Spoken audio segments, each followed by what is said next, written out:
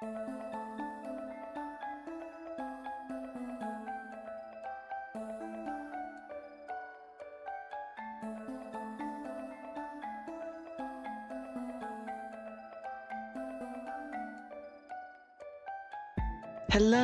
and welcome. Of course, today we will be playing the solo tabletop RPG. So, without much further ado, let's get to it.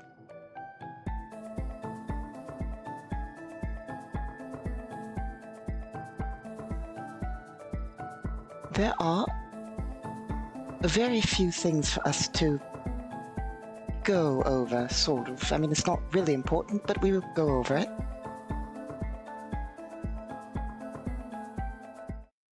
Probably twice in total. Well, once here, once on our next World Building Wednesday.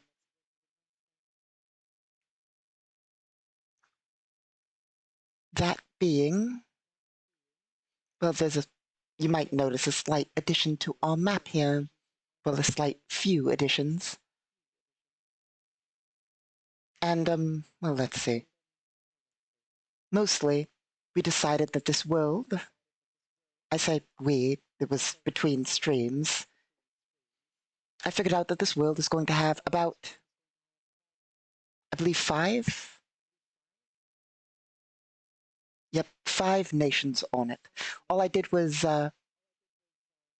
draw the 3 borders here. And then I placed, well, little map markers. Let's see here. Oh yeah, and I took note in our file that there are 5 nations. But we'll go over that real quick before we actually get to the dice rolling. So there are 5 nations, of course. There's this one that we're currently assisting, and this one we're at war with. Technically, we are in this city here. Actually, I believe we are a bit north of it. I believe. This is a very zoomed out map. Specifically, each hex is about 1,000 kilometers, I believe. Yes, 1,000 kilometers per hex. So, obviously, it's hard to get an accurate point of where things are on such a wide scale. Anyway, we placed all of the, well, most of the important cities, the very important cities of the world, being these. This is the city that they're fighting over, not the one that we're in. There's a resource point here, there, just spread out across. And then there is, well, like I said, the cities and some mountains. That's basically the entire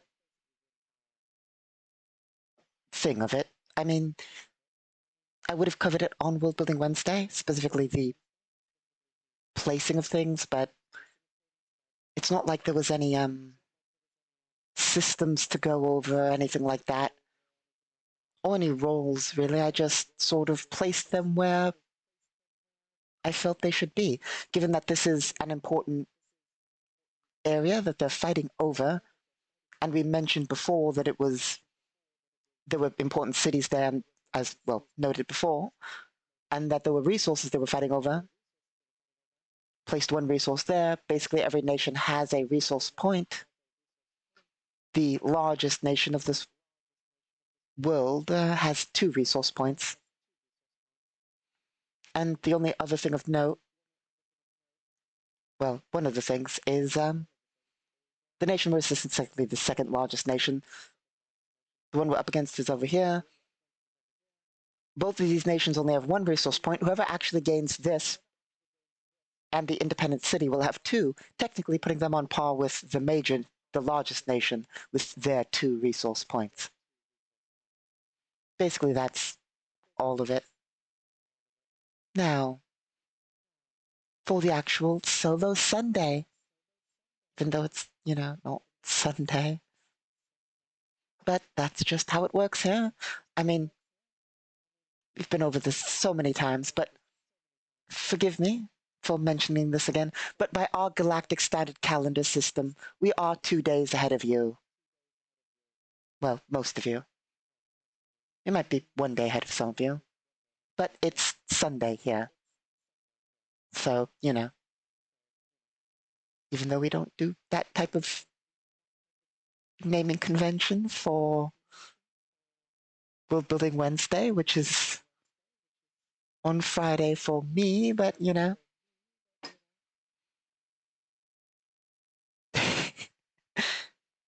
So,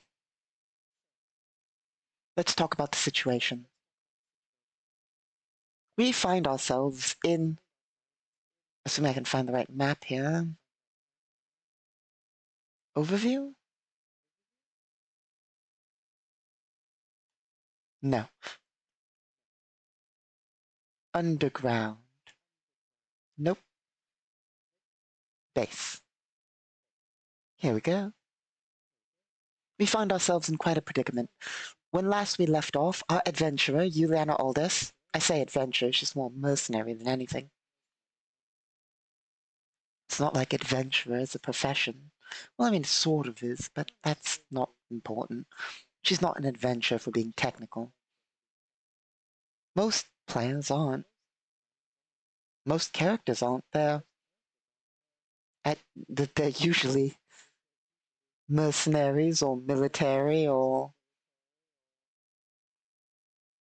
freelance, just traders, really, who just happen to take mercenary contracts, or just freelancers who take mercenary contracts.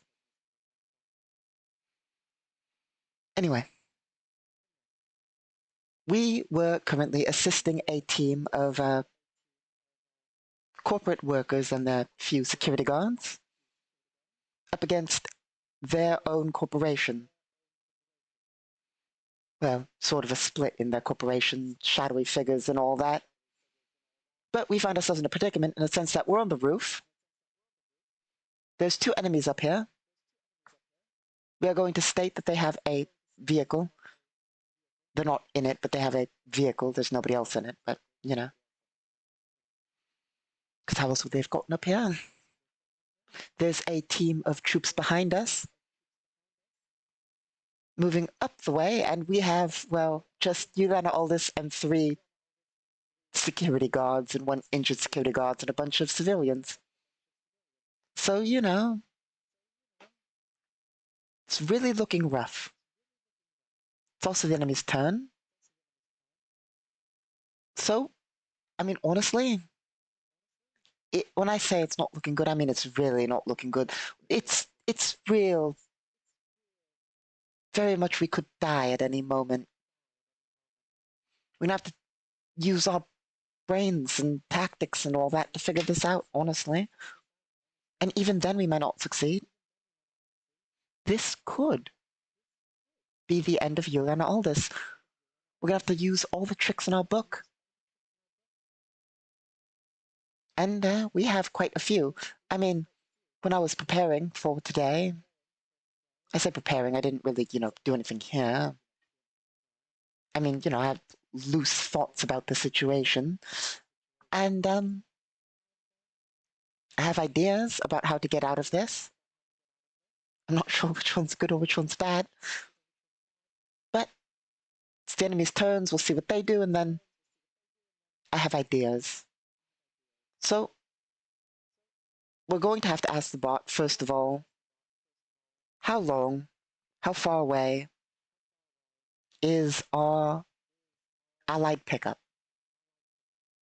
I had a few ideas. My original idea was basically to call for reinforcement. Unfortunately, it would take reinforcement, what was it, 5 turns at best to even just get here. And when I say get here, I don't mean up to the roof. I mean to the building. Getting to the roof is going to be impossible for our allies. They would need a hover vehicle, and if they were to go from where they are, they'd be underground. So they'd have to go the long way. So I thought, okay, let's call our contact, but the chance of our contact responding quickly are low.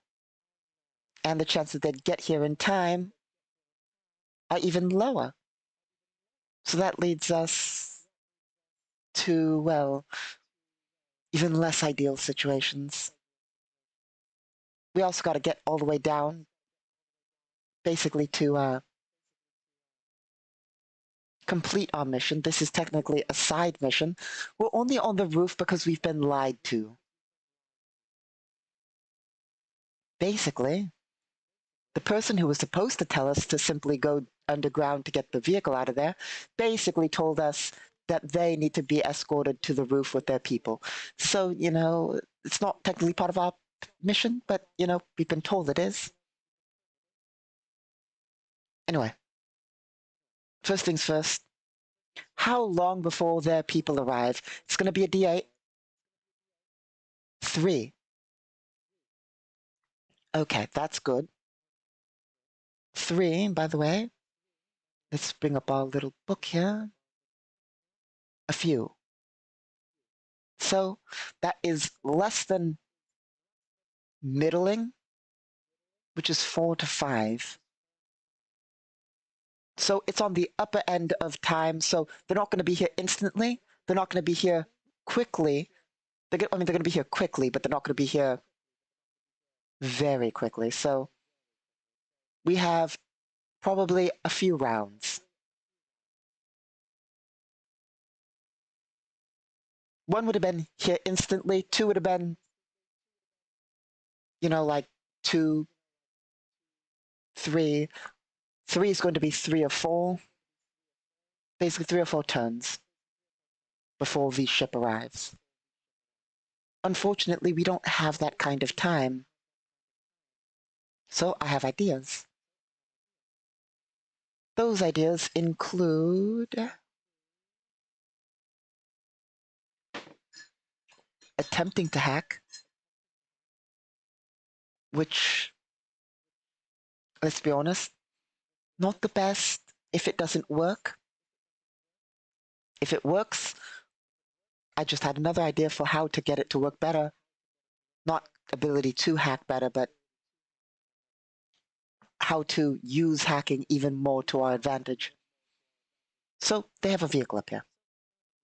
They likely, their plan was, as we discussed last time, was basically to lead people to the roof and then secure them, get them in the vehicle, and take them out of here.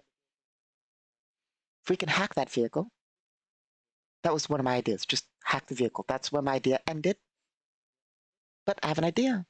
In addition to it, if we can hack the vehicle and we get these people dead, we can use the vehicle to block basically the entrance. That was option 1. Well, that's new option 1.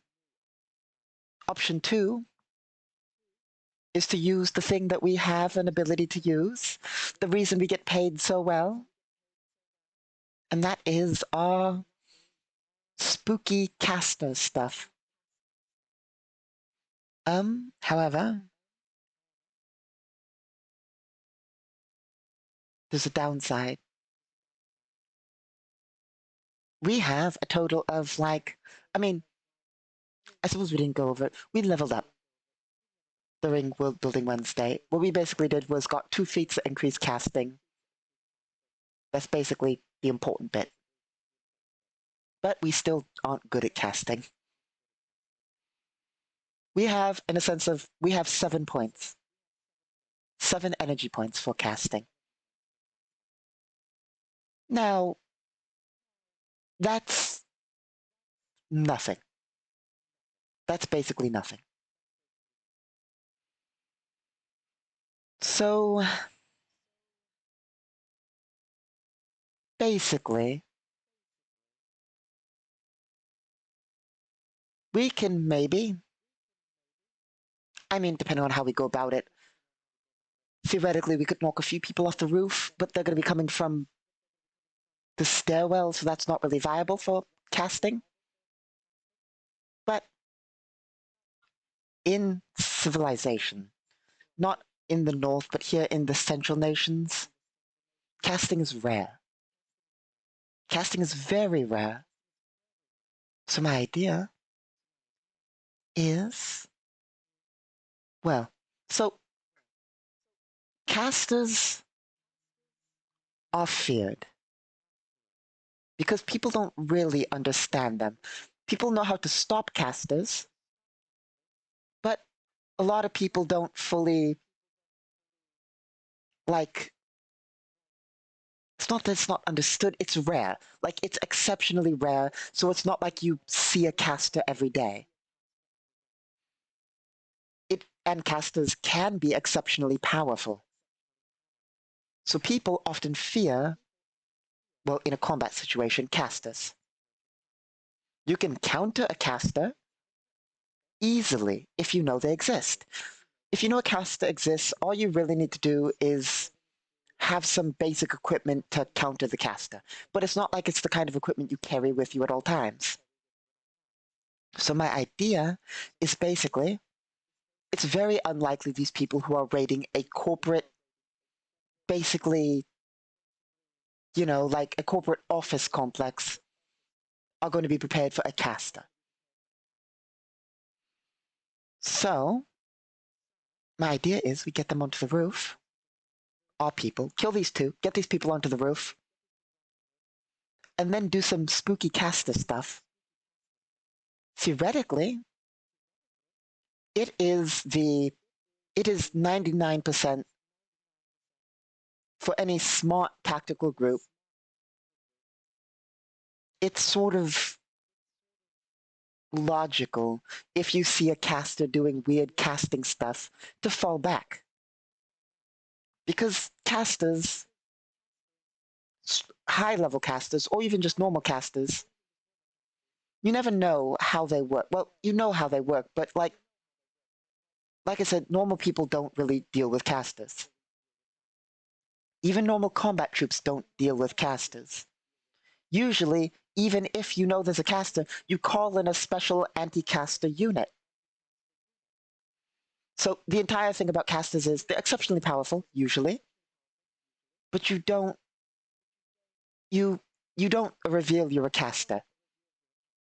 Because the moment you reveal you're a caster, it means that you're basically going to get hard countered basically in your next encounter.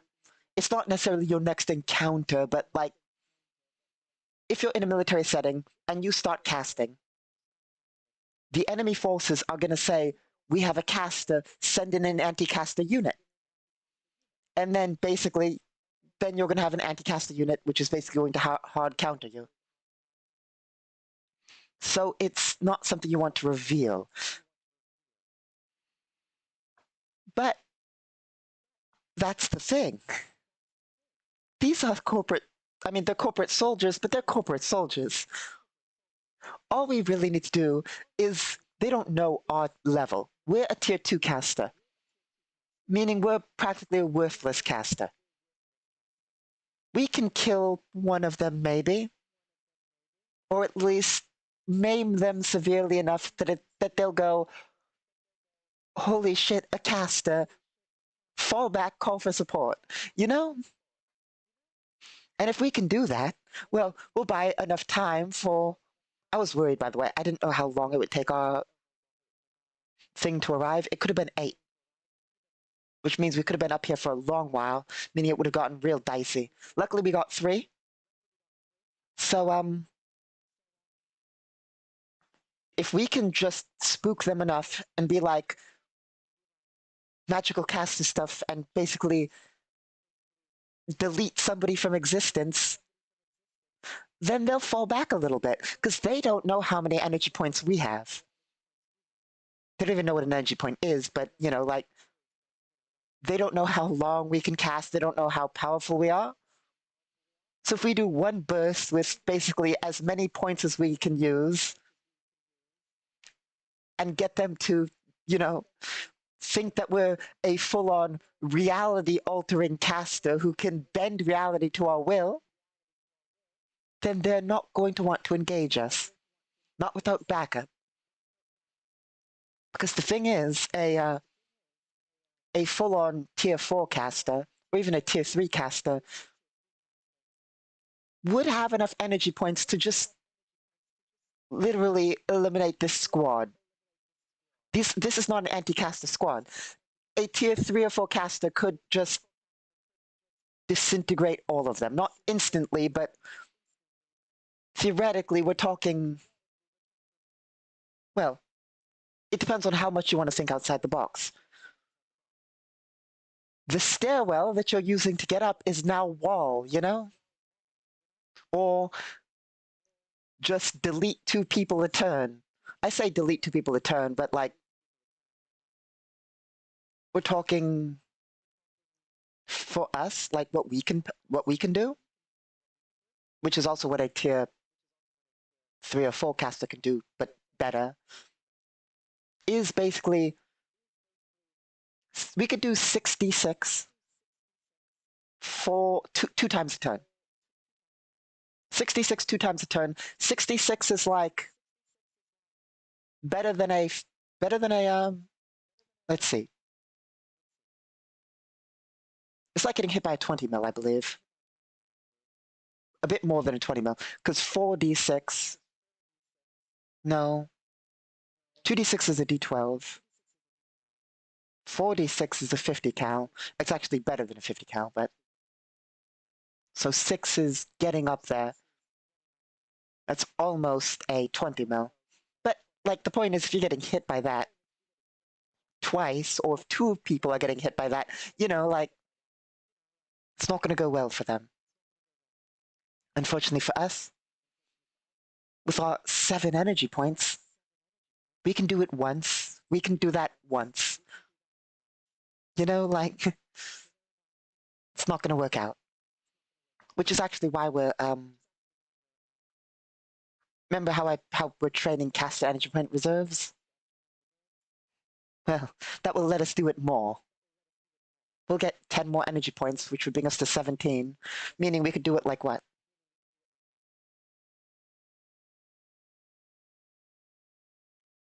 2.5 to 3 times? 2 to 3 times we could basically do that powerful ability. Of course, we don't need to do that. Like I said, casting is all about thinking outside the box, making the staircase disappear, mind controlling somebody so they shoot their own allies. There's no shortage of what a caster can do. They're basically reality alterers, depending on what abilities they have. I mean, specialized casters get more power and more energy points and more ability to cast for longer, but they're limited. For instance, you could be a flame caster who literally just does fire. Your fire spells would be more powerful. You might not even be able to do other spells, in which case your fire spells would be very powerful. You'd have so much more energy points, and you could cast for basically longer, but you'd be limited to fire. We are a generalist. We're also a tier 2, meaning we're terrible at it, but we're a generalist. Anyway, let's watch things go south as we roll 10 ones in a row for us and 20s for our enemies. So, it is their turn. They will open fire at us too. They'll shoot at the guard and Juliana Aldous, one at the guard, one at Aldous. Let us roll those dice. I don't believe they have range penalty. They do not.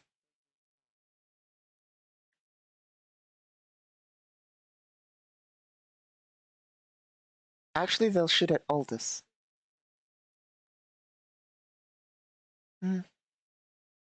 Yeah, because he has technically light cover against them. Minimum cover, but cover anyway. Do they want to stand in the open, though? No, they don't. That would be stupid for them. They will fall back, basically, towards their vehicle. Which I suppose we should place. It will give them a range penalty, but they'd rather be in cover than in the open. I mean, they did get shot last turn.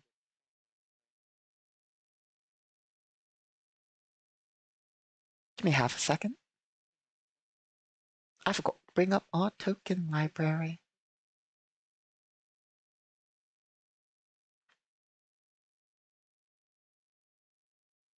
Oh, hopefully this is not crashing right in front of me. Please.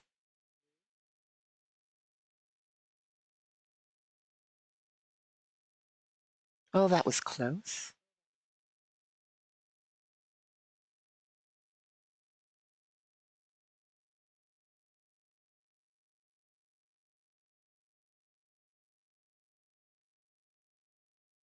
One more moment.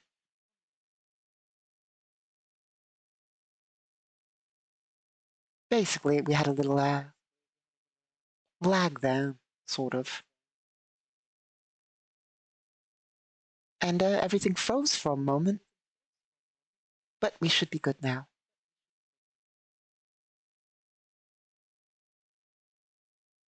As we find some vehicles.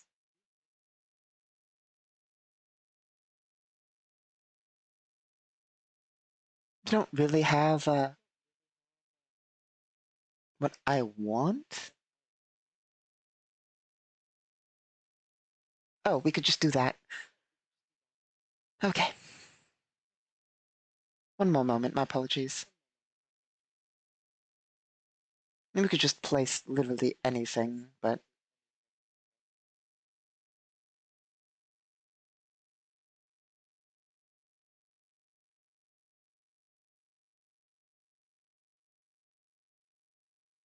I have a loose idea of what I sort of want to place. And it's, well, I mean, a card token really doesn't fit it, so.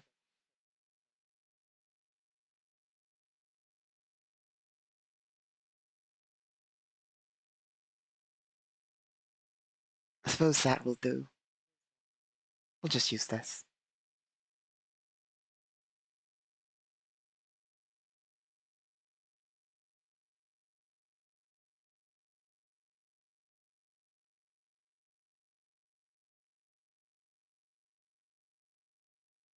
Change to background, background, free size, show grid.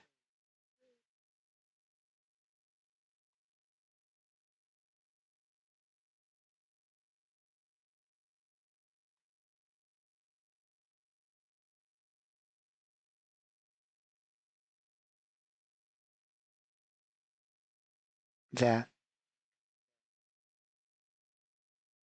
Put it on the object layer.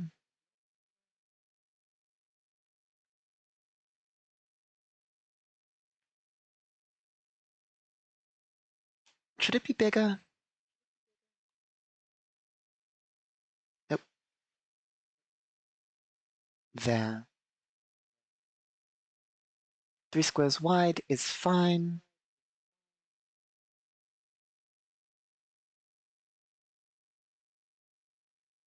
Six spaces, roughly. Yeah, that's good.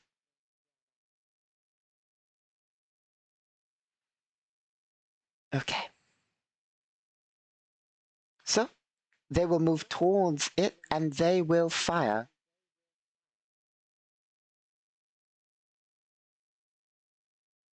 Yeah, so they'll be taking -2s. But they will burst to, honestly, what would they think is better? They know, well, they can loosely probably tell you that all this is in heavy armor. So what's better, to hit or to damage? Because they would know that heavy armor likely is meant to stop, well, it usually stops rifle rounds in both aspects, so. I think they'll burst to damage.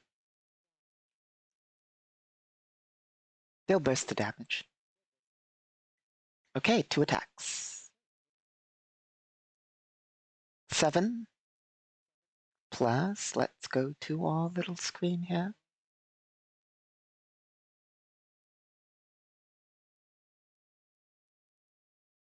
Probably should have used a different file for that, honestly. Probably would have made that easier.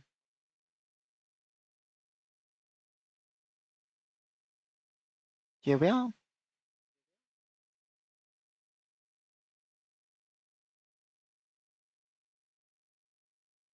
Six, 13 total, plus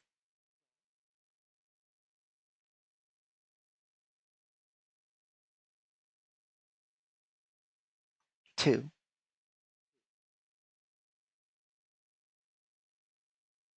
which brings us to 15.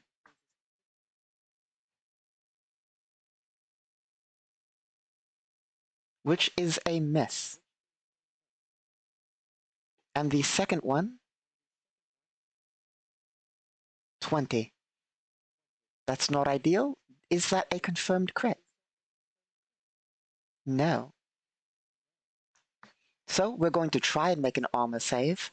It's not likely, as their total is 28.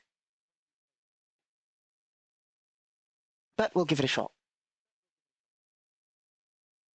9 plus what?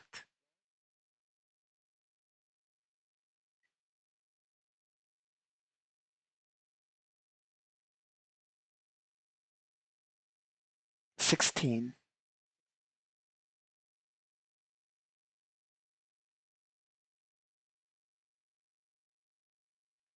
25. So yeah, no luck. We are going to take the hit. But let's test some things.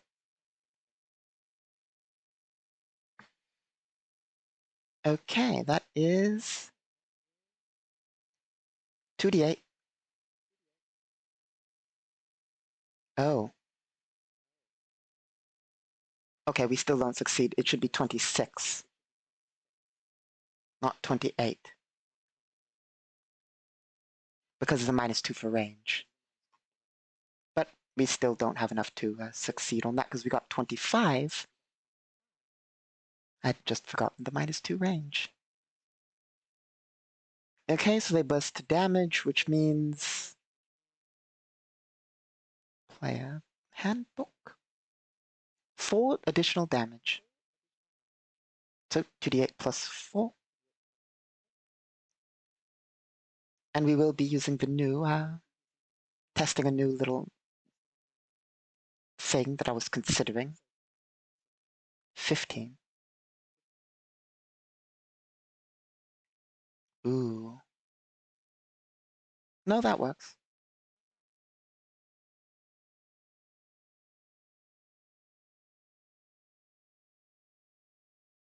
So, with our new system that we're testing, a 15 translates to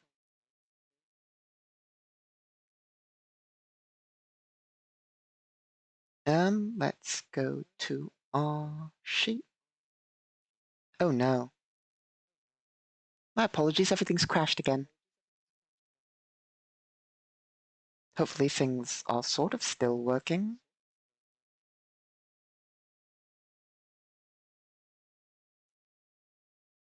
I'm going to need one moment.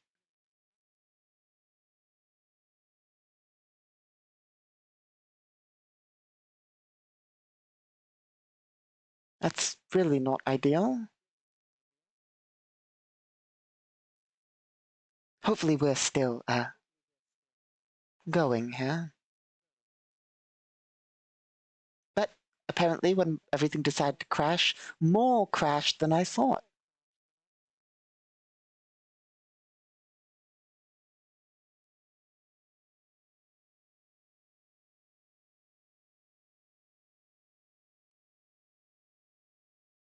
Which, that's always great.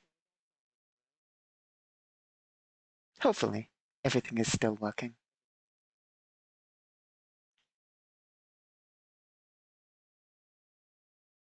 Okay.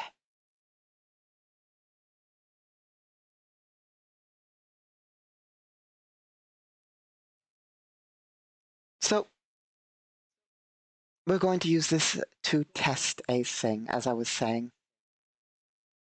Not anything technical, just rules in-game wise.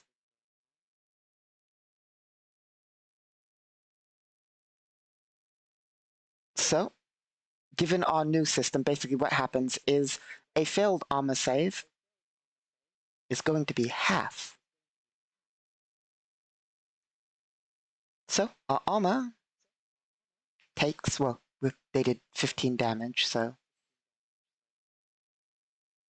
10 is removed from damage reduction. And then our armor is going to take 3 damage. And we are going to take 2 damage.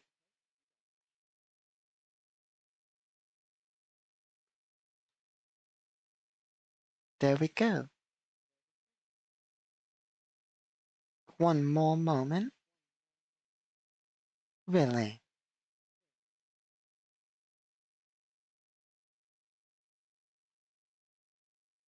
Well, isn't that just great?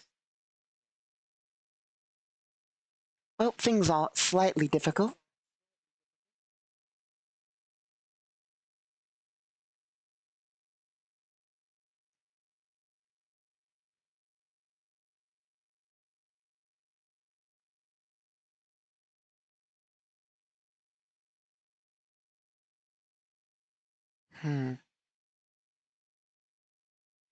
My apologies.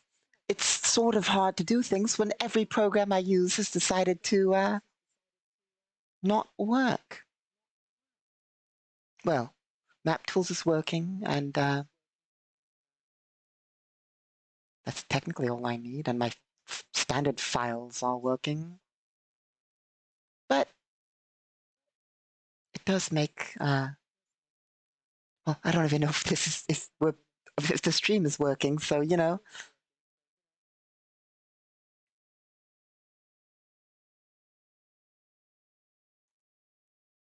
My apologies. We're going to go and troubleshoot real fast.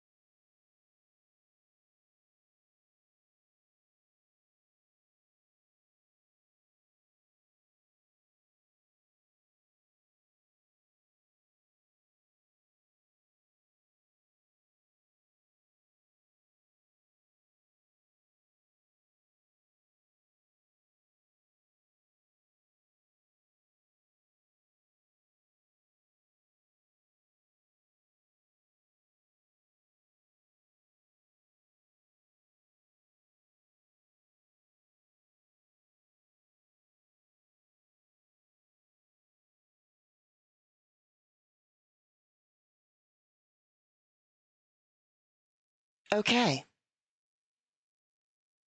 Theoretically, we'll know whether things are still working in a moment.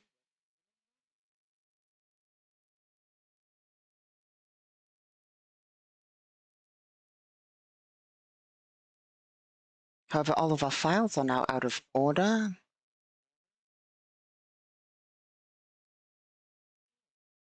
Things should be working. Very good. My apologies about that. So, 2 damage to our armor, no, 3 damage to armor, 2 damage to our health. And it is, well,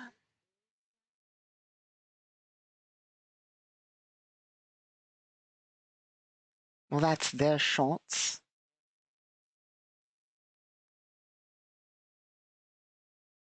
Which brings it to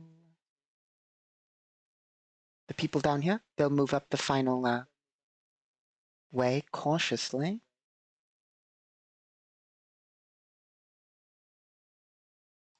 So they will be, I mean, it's hard to represent, but they'll be here now, sort of, like basically near the bottom. This guy will let off a few shots to try and keep them back. But next turn, they will push forward. Oh, I'm not supposed to roll here. My apologies. I'm used to, you know.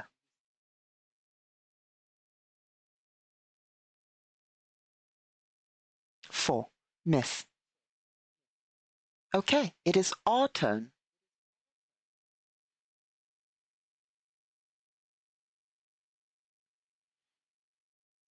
We will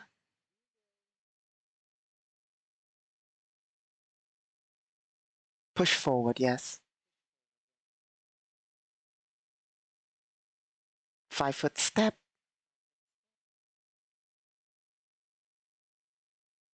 2 bursts. Well, let's see. That's a better place to step to, honestly. So we'll just 5-foot step there. 2 bursts. Bursts to damage. 20 rounds. Let's see. That's going to be a hit.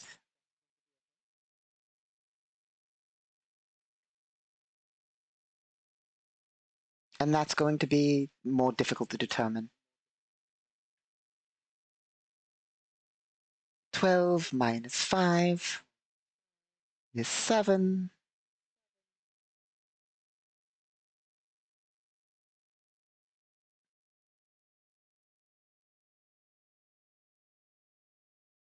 Where's our sheet?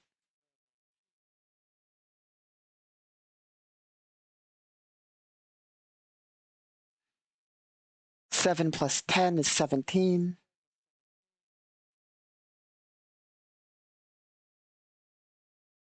Plus burst to damage bonus of 3 for us. 20. The enemy's AC is, I believe, 21. We can double check this, but it doesn't matter. That's going to be a hit.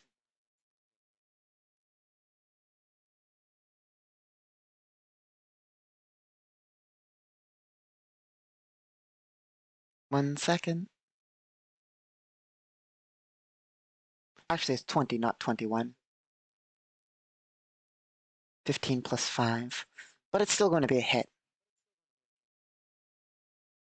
The reason, by the way, if you want to know why, I'm stating, oh, this number and it's lower than my attack, and it's somehow hitting. If you want to know how and why,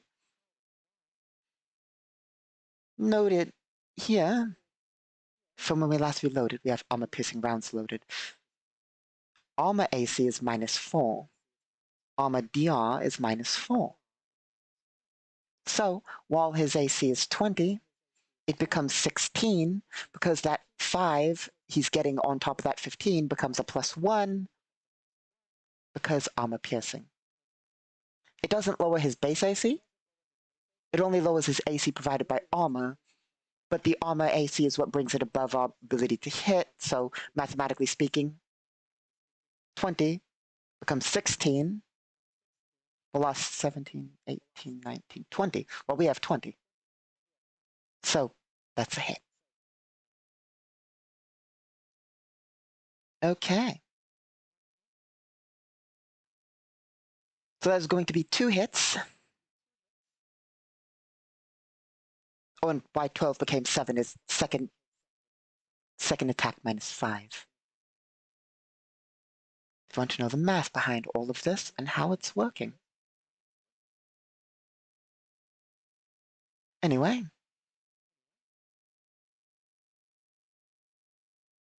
Let me quickly double check our gun.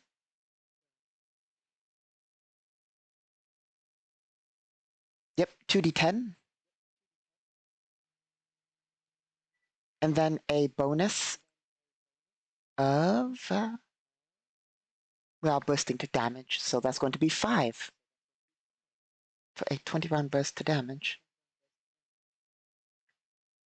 So this troop is going to take 20 damage for the first one. 20 damage minus 1 damage reduction. So 19 damage. This troop needs to save a die.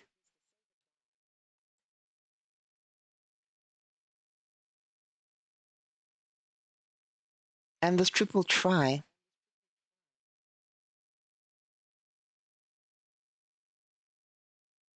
Let's see, what's our thing? 9. It's not a success. So, how can he not die? I mean, obviously, we want him to die. But we are bound by the rules. And so, given the fact that this individual has the ability to try not to die. Sorry, things are loading when everything crashed. It means now it's going to take a moment. My apologies.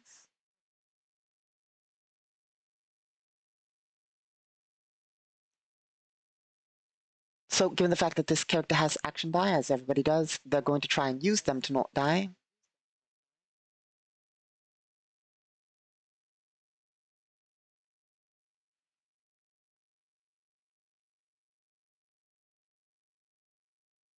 Here we are. 2 action die. And this individual has... Oh, wrong book.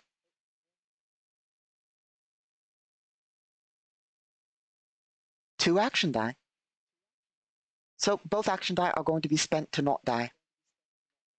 However, the individual might still die. Because it gets converted into a critical hit roll.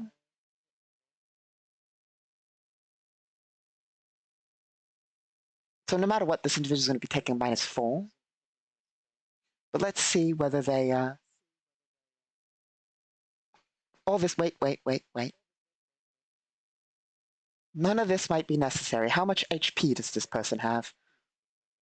20. Nope. Yep, 20. So they're 1 HP away from dying. So yes, we do need to go over this.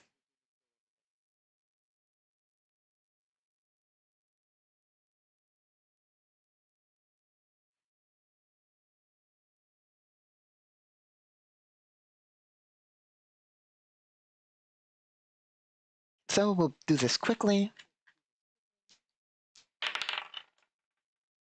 That is a hit to the left leg.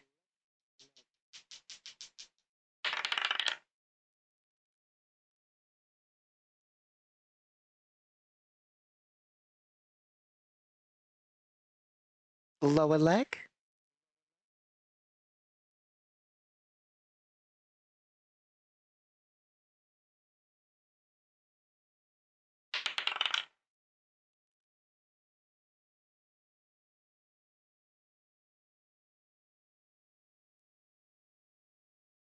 That is not ideal for this individual. Cut/ripped. Moderate wound.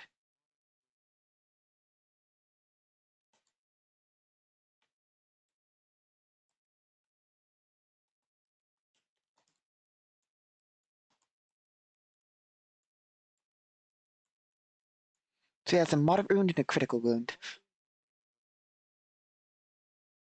Really losing the ability to do things for the most part. If only we had armor piercing 5. If we had armor piercing 5, that would have done 20 damage, and our target would have died. Or at least gone unconscious, or technically 0 HP in stumbling state, but let's roll our other damage. 18. Well, -1 for 17 damage to the other target, who already has 8 damage.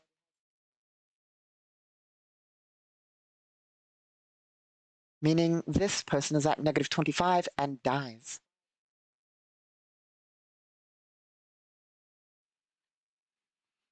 Laser, as Yulanolda steps into cover, she lets out 2 bursts with her laser rifle. The first burst critically wounds one as the lasers rip into them, and then she turns her rifle and fires at the other. The lasers hit their torso, dropping that target.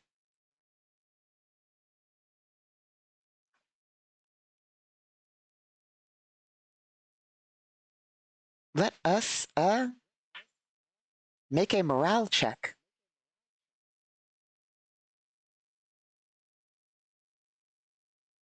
As these aren't technically soldiers.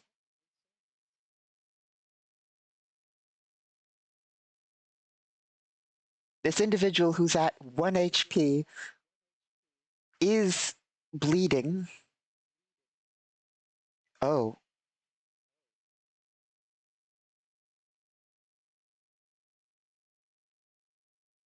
I came to the realization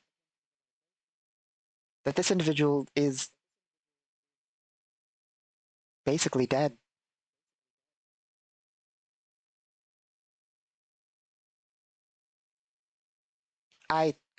Well, I sort of forgot one rule.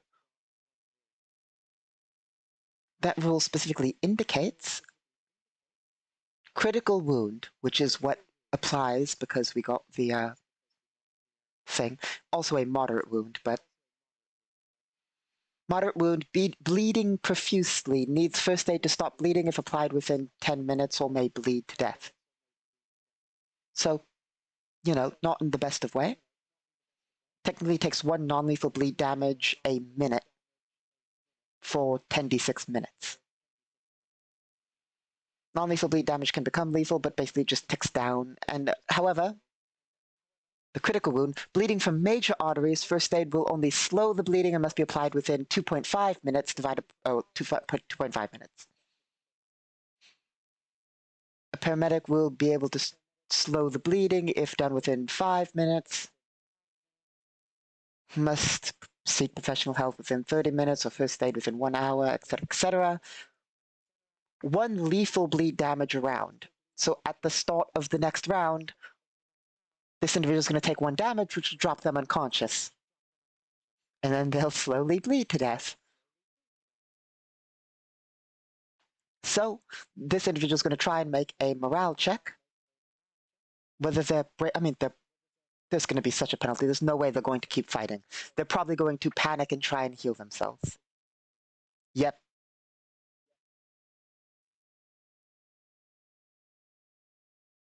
I believe I didn't already roll that and it wasn't the 9.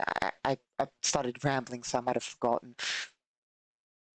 But I'm pretty sure this is the roll for it. So 5. Even if it was a 9, it's not a success. Because this person's bleeding profusely from their leg, and their torso and all that. I mean,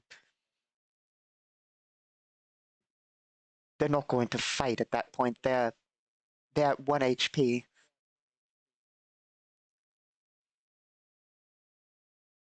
So this individual will drop their rifle and quite rapidly reach for their first aid kit, basically. As they have literally seconds before they bleed to death. Well, before they lose consciousness from blood loss and pain. And at which point, they're good as dead.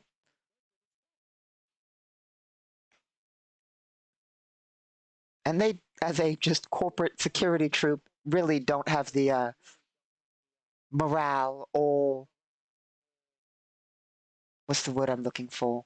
Inclination to, fight to the last,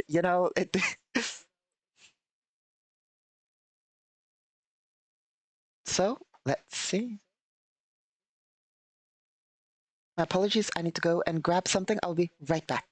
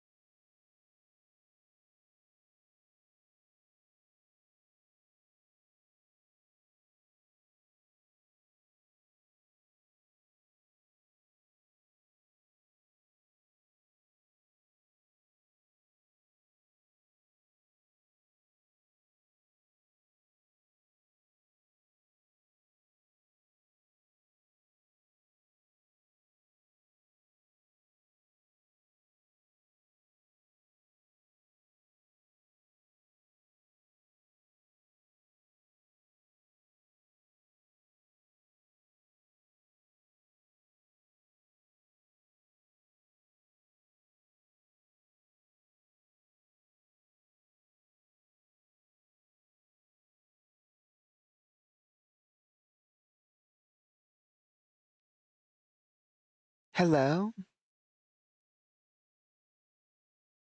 We return.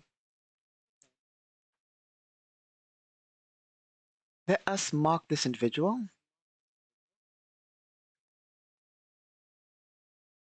as, there.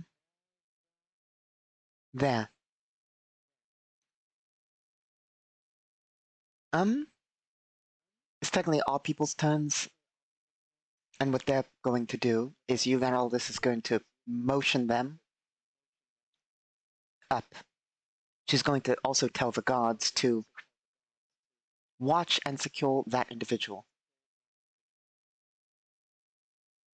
Let's see.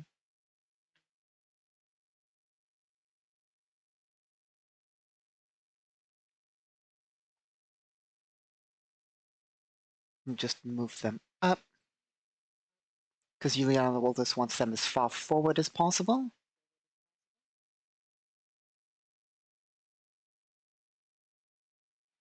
Let's see.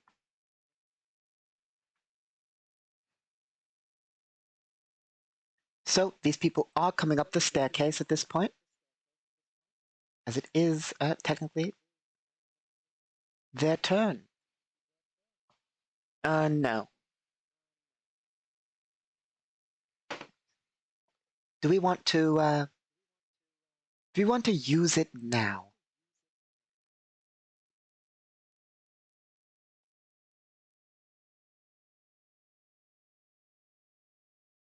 If we use our ability now, we won't be able to use it later. But we could get good use out of it now.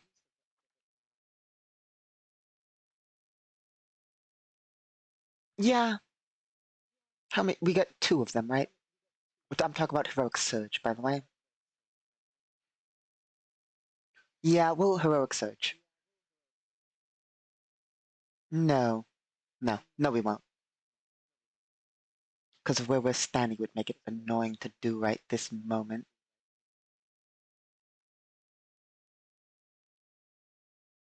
Okay, so the enemy will come up the stairway. He's in cover. He's going to yell that there is the target there. His buddies will stack up loosely. A bit worried about grenades and the like. But they do sort of really want to push up, honestly. Like,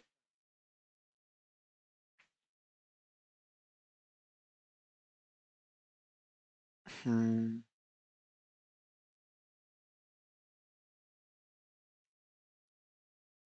Three of them will try to push up.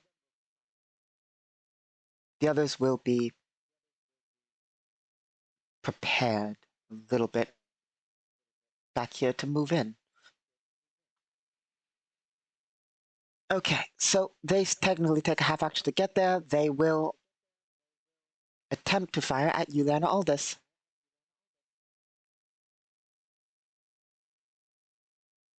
Let's see.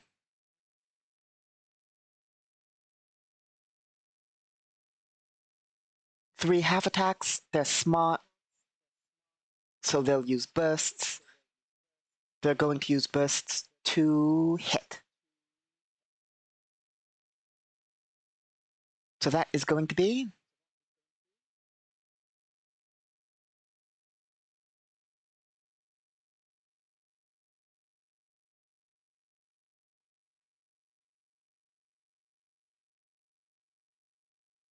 20 rounds and 10 rounds. Well, no, they can only do 1, so 20 rounds each. Plus 5 to hit, plus 2 damage.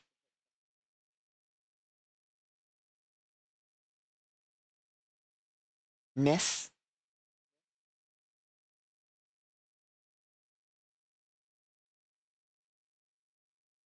Let me make sure.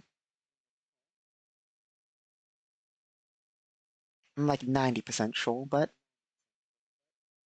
yep, 6 plus, so 15, 21, which is a miss.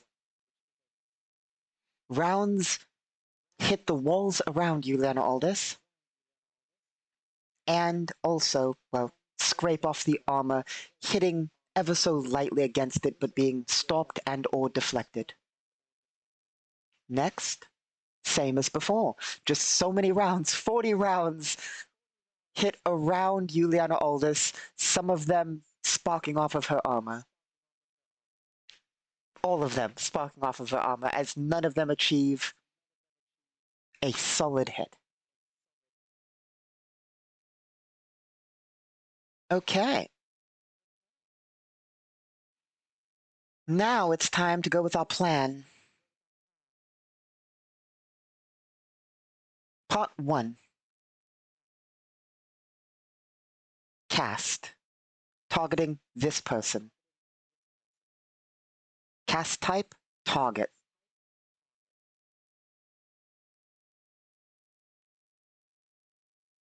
Here we are.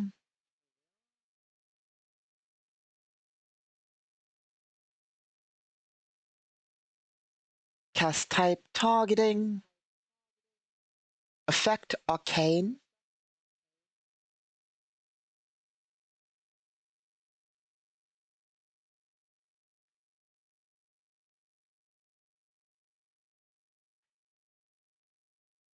And we're going to use every single point.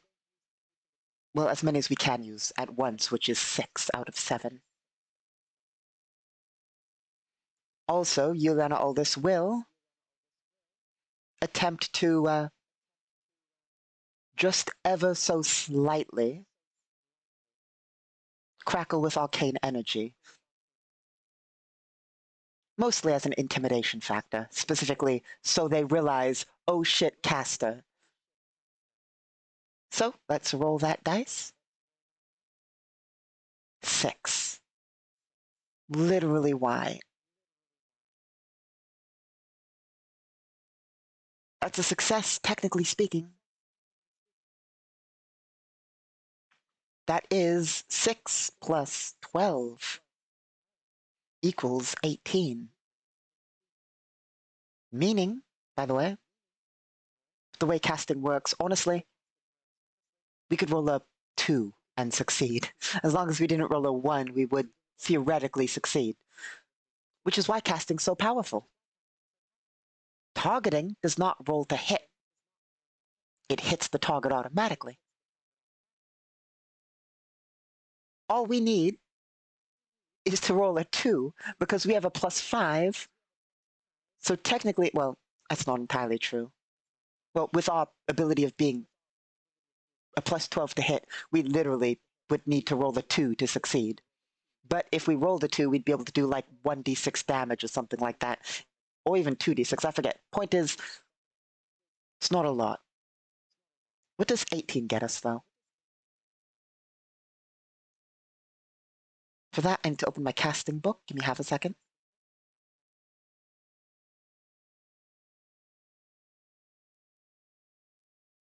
Please tell me it didn't crash again. No, it didn't. Just a bit of lag.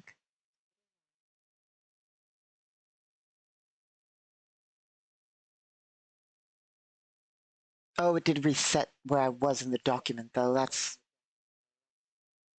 Yeah, well.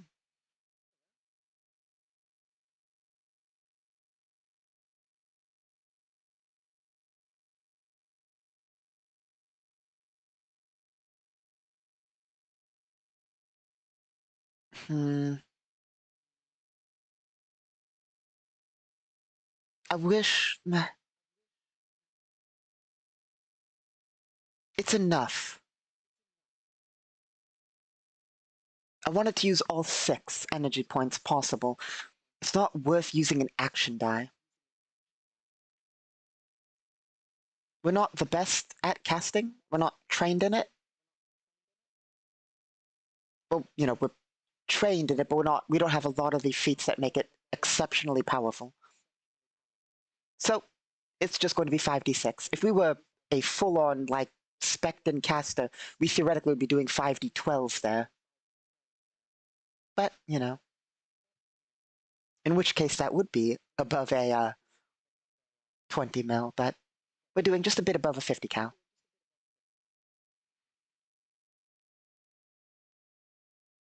So, 5d6, roll the dice. 20.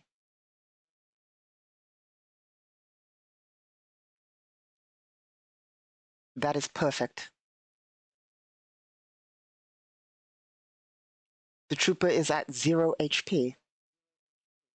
Let me read one quick thing. Rules-wise, what is the benefit to Arcane?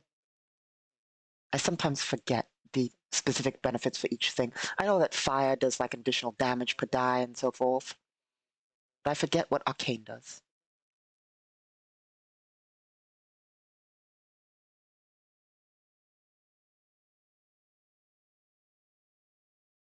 +2 points for damage per die. And a +2 on cast level checks for the purpose of overcoming casting resistance. Oh gosh. So we missed some damage there. That's 5. That's additional 10 damage. Because it's +2 per die.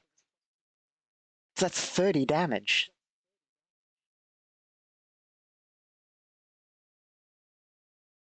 Yeah, no, he full-on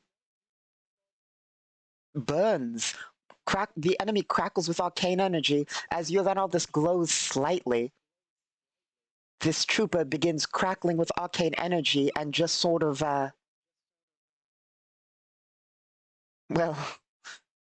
just sort of partially disintegrates as parts of him sort of flake off into energy. I believe that works. I mean, like, my goal was to show that, I mean, it usually, like I said, usually you don't want to show that you're a caster. But our goal there was to show that we were a caster to these people. I'm pretty sure we've shown that to them, and I'm pretty sure we've shown that to them to the tier that they probably assume we're a reality alterer, given the fact that parts of their ally disintegrate into arcane bluish fire. You know, like, we've succeeded at that as he just instantly dies. So, yeah, that's a success right there.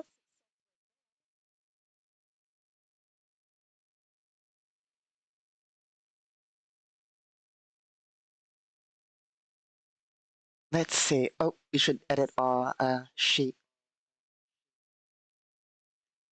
As you can see, even a tier 2 caster can be powerful.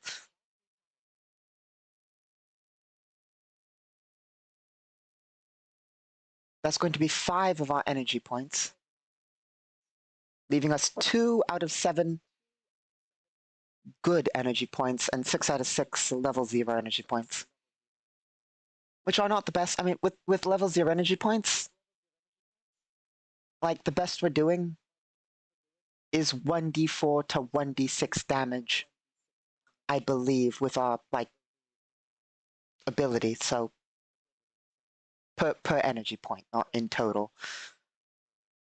I believe it's a d4. So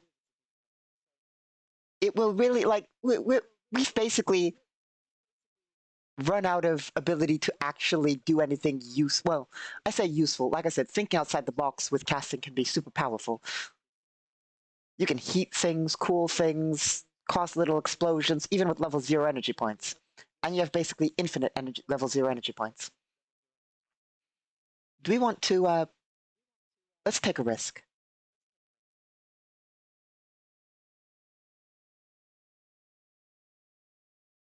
No, let's not take a risk. We can technically make a roll to try and spend less energy points on the ability, but we're not going to risk that because if you fail, it takes more energy points, it can even hurt you and all that. So it's not really worth it for us right now.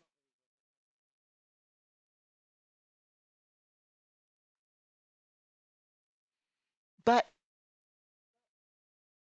here's what we will do. Oh, one other thing I should have done on that sheet. While we're here, quick reload.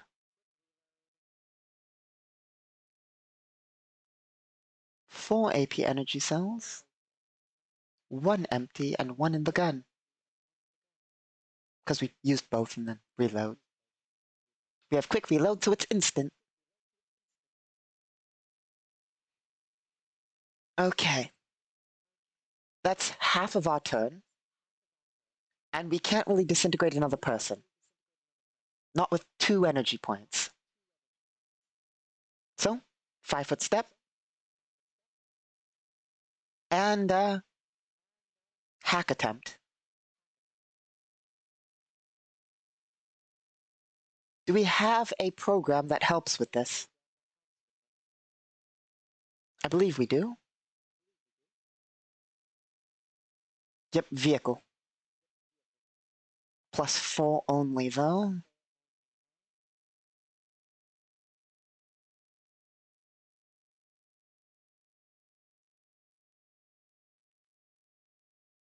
So that is going to be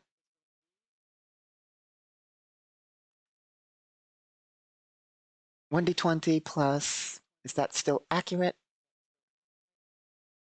Yep, 1d20 plus 8 plus 4. We'll give it a shot. We technically get 2 shots, so.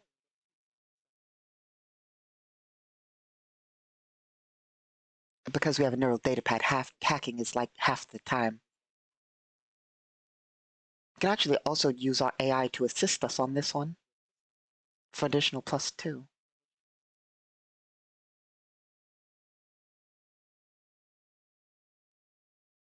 11 plus 10.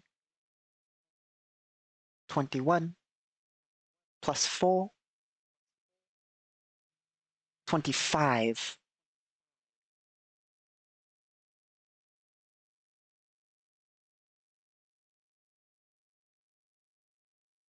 That's a tier 1.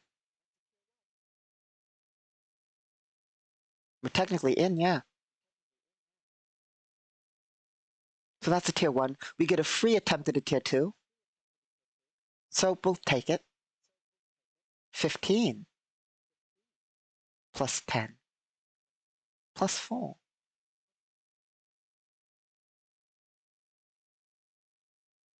29. Is that enough? Over to our NPC book.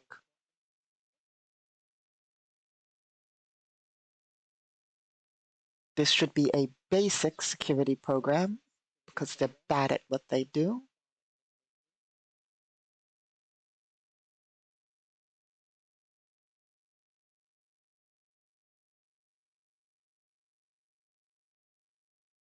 No luck.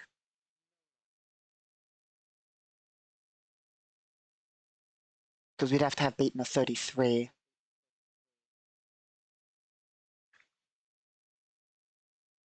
So we do have a tier 1 hack. I believe that's a tier 1.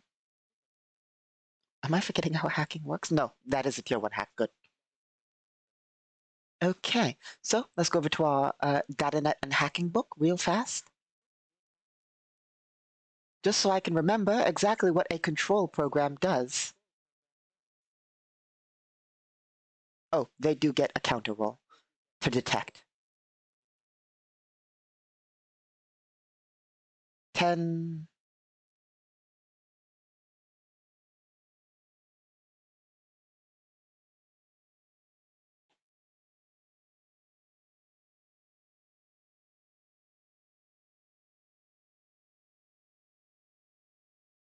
They do technically detect us, but that doesn't matter because they'd be able to hack on their turn, but we already have control, so.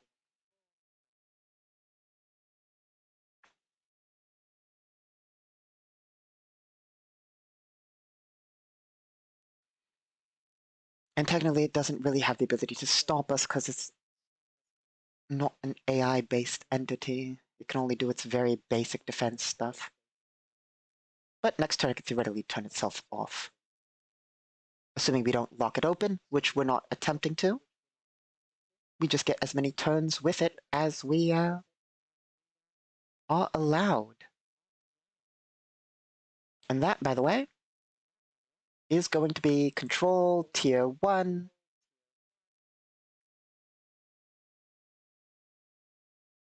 One action. Unfortunate.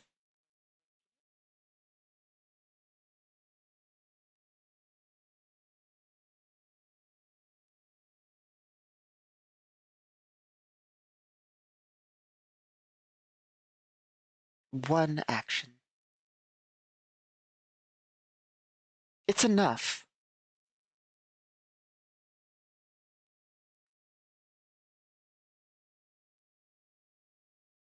Because that's technically one action, yeah. We will make this vehicle move to here.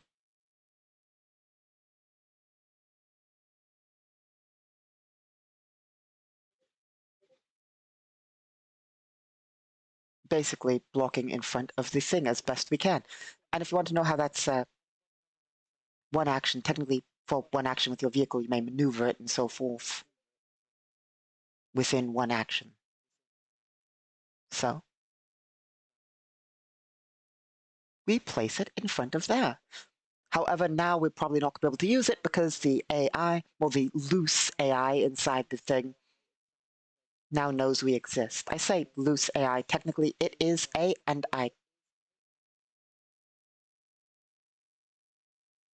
we are. It is a basic computer defense system. It is technically allowed to do very little. But one of the things it is allowed to do is disconnect itself, technically speaking. Well, if that's within its ability, and it is technically, so it will basically shut itself down, which actually helps us because they won't be able to access it without doing it physically. Technically, we can move it there. It's fine. We can technically, you know. Okay.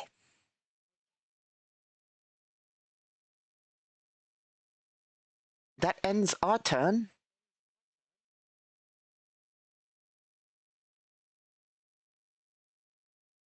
Which brings it to their turn. They will probably yell something about there being a caster. Which, like, it's not ideal for them. They don't know how many energy points we have. They don't know that we're out.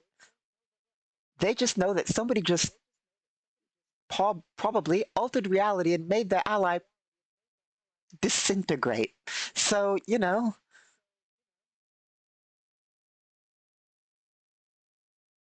let's see. +6. AI bot. Will they retreat? Or at least, fall back because they have a caster in front of them who's doing weird casting stuff and making the ally disintegrate. We're adding a +6 because normally for this I might add a +4 if they knew it was just a caster, but the fact that one of their allies, and because protocol and all that, but the fact that one of the allies literally just disintegrated in front of the eyes, not entirely, but partially disintegrated, we'll add an additional +2 on it to make it 6. No chaos, just 2d10s.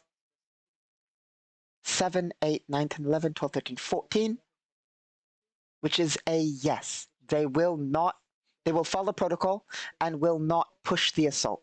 Their protocol will be to fall back and call in the fact that there's an enemy caster.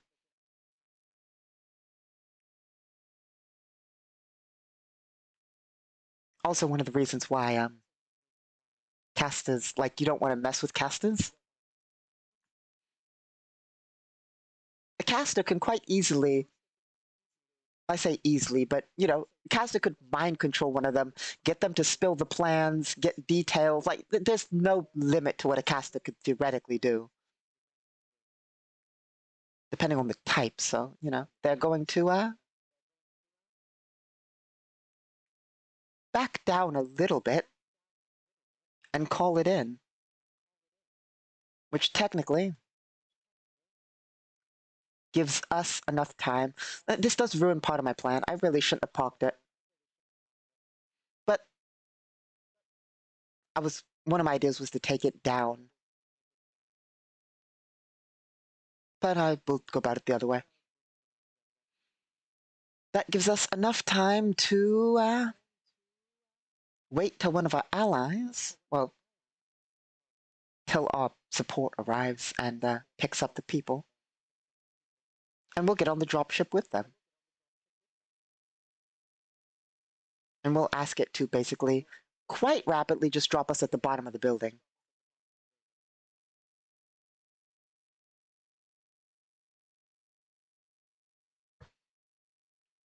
Which shouldn't be too hard for them. I mean, they are hiring us to secure the cargo, so they'll drop us at the bottom of the building and take the team out of here. Meaning we're back on the street. Not this street, technically we're a level above.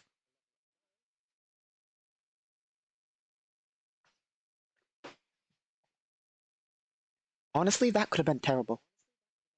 I mean, like, we had to pull out some stops there to figure out how to get out of that. But, like, quite easily, we could have been hit by all 8. Like, theoretically, they could have all rushed up and we could have been 1 against 8. And even in our heavy armor, that would not have gone well.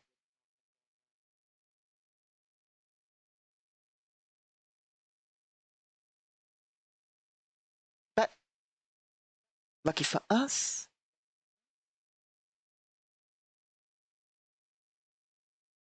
Here we go. Having gotten to the bottom of the building, you and Aldous will enter the building and go towards the elevator.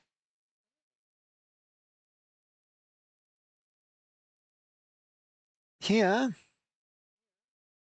let's see. Here we will run into our allied heavy forces, honestly.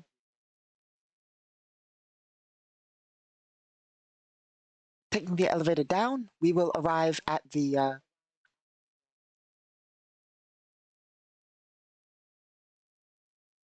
parking. No, I know what we'll do. We'll pick up our car. I say our car, but I mean our, we'll take the elevator down in this building. We'll pick up our car. Well, hoverbike, more so than car. And we will enter into the underground parking area to their area. Or we'll take it down here, cross, and then enter in underground parking. And then take it up a level to meet with the people we're supposed to meet with. It'll take us, like, what, a total of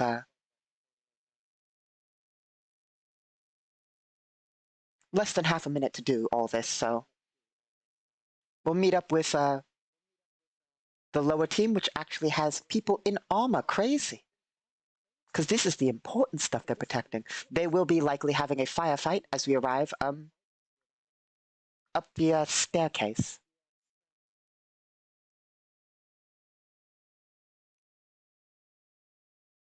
Well, fighting people who are trying to come down it anyway. We'll meet with them. Approaching, we'll see several of them in front of a truck. We'll drive over on a hoverbike, broadcasting the fact that we're hired by them, and ask them if this is the cargo and whether they're ready to go. They will indicate that they are indeed ready to depart. But how soon? I suppose we should roll for that. No. They are ready to depart.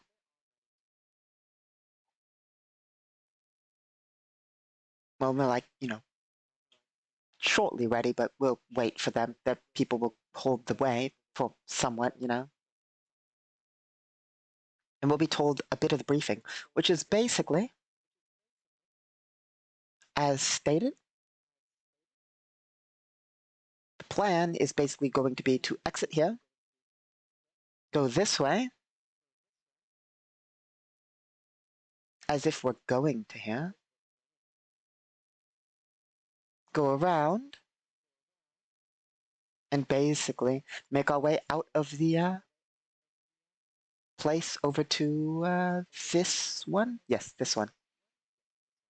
Where they will be basically either lifted up or loaded onto the trains, and they can get their AI archive out of here.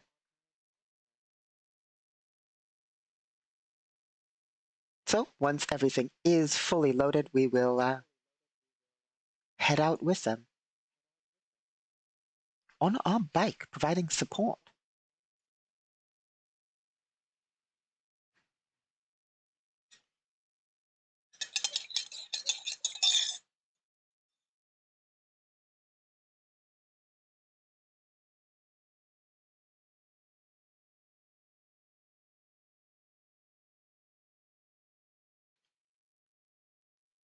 So, I suppose the question is, are we chased?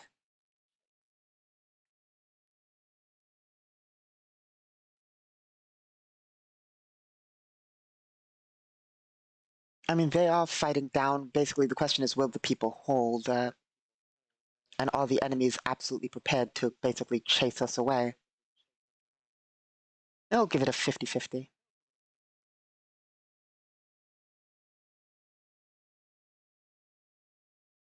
7 and 9. Yes, they are theoretically prepared to give chase. With a few units. So as our truck pulls out, we will be chased by basically 2 cars. Not ideal, but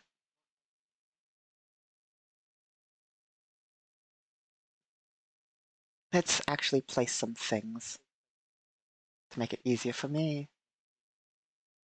Not easier game-wise, but easier visual-wise. Let's see.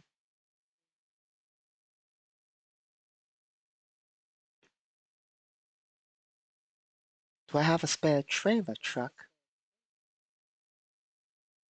Not an easy one. That's annoying. I have them in 2 pieces.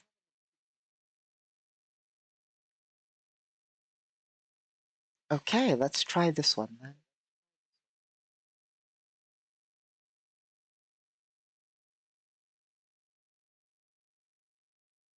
Just because I don't want to have to manage 2 pieces, but I want to be fancy, so...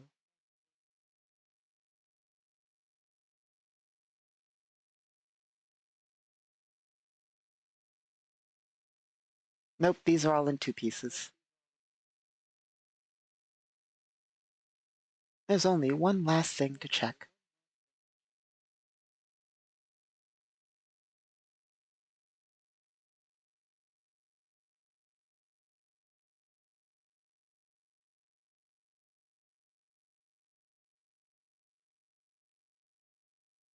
Nope, they're all in that.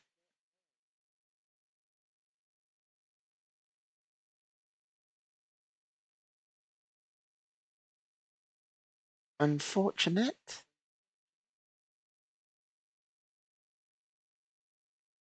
Okay.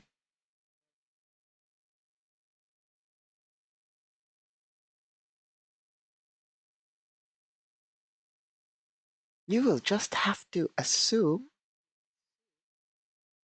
that this thing has a trailer attached to it.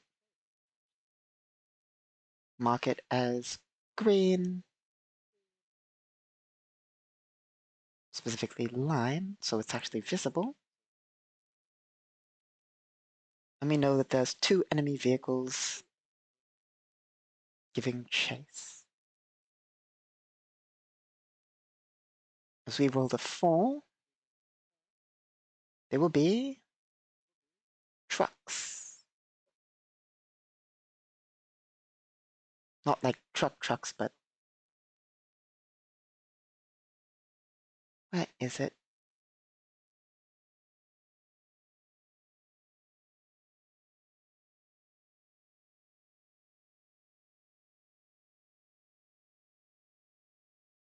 Here we are, over here, there.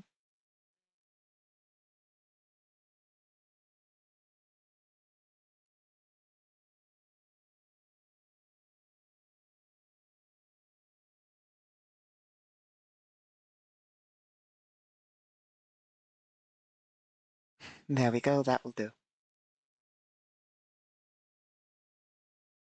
Give them red halos.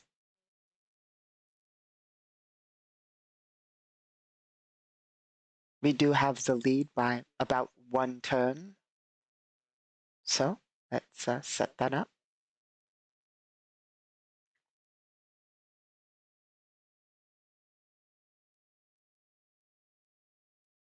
Change plans, let's go direct.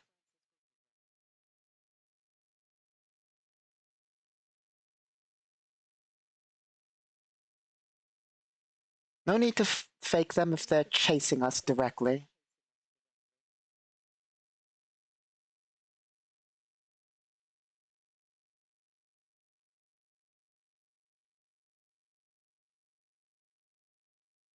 There we are. So we start with a lead. And theoretically, if they make checks, they can gain on us.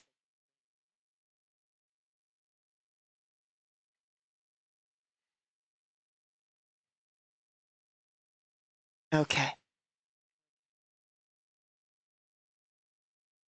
So we pull out into the street and start heading towards our destination. As we're being chased, we'll basically head directly to it as opposed to around.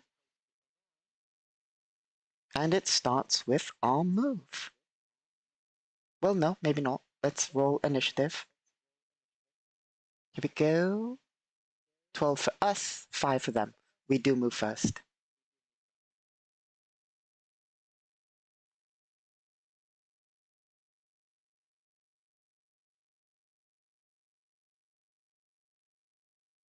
$85. Their move.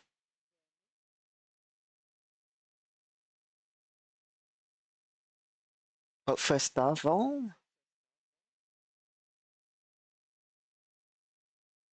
15 versus 1. They actually have some trouble getting into their vehicles, apparently. With a 1. As they're trying to get out of the underground parking area, our people, quite luckily, close the well, given that they have control-ish of the building, close the thing that opens and closes to the garage. Unfortunately for them, they take a minute to open it, meaning this turn, they basically move half. We might just get away from them instantly. Our move.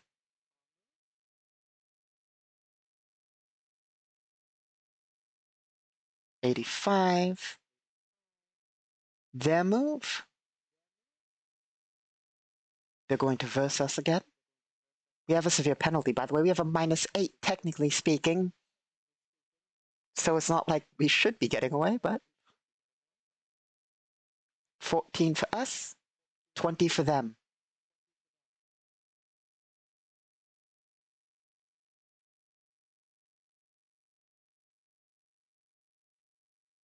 So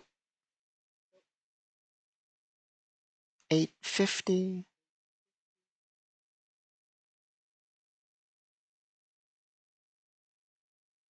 120. 30. There we are. They begin to close the distance as they move in behind us.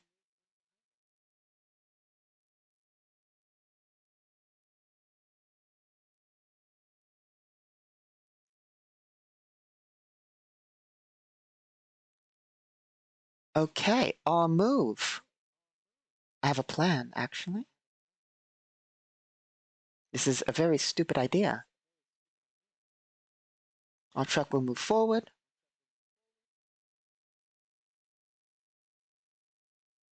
We'll make a right. And the enemies will try and close on our truck. Truck 16, enemies 14, they do succeed.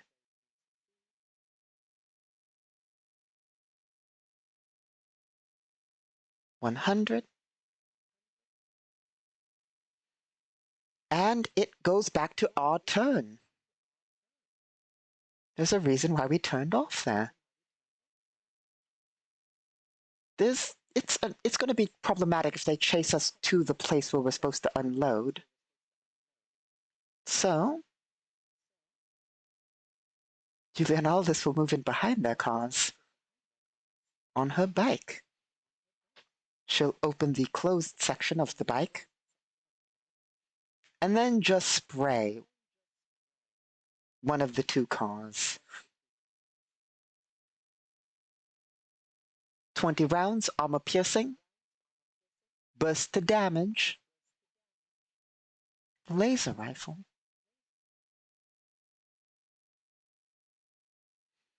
As they zoom behind our truck, trying to catch up and making progress at it, we'll turn the corner, they pass by, chasing the truck, and then we'll move in behind and burst. 20. Can we confirm that? 8. Plus 10, 18. Plus burst is technically a confirmed crit. Okay.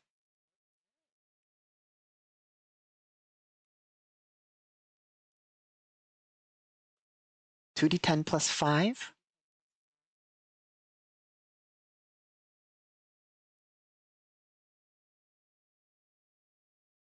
11. Really not ideal, but 22 in the end.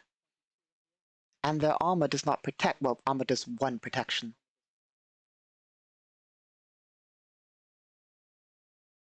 Given the fact that they don't have armor,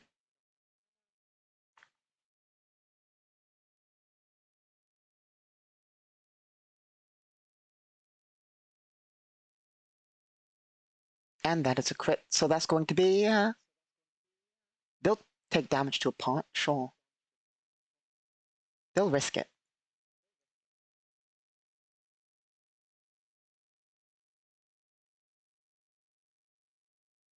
This might be one of the times where it's not a good idea to take damage to a part, honestly. But, I mean, they'll try. Unfortunately, I have to have a roll with my die because it's a different file sheet.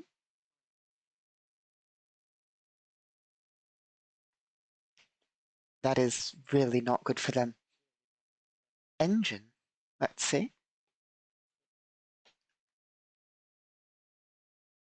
So Yulena Aldous is able to get a, of course, like this is 50-foot squares, so Yulena Aldous is able to get a basically sideline on one of their engines and just the full burst hits that thing. So that's going to be 21 damage. Let's do a little bit of math. The part has 16 HP.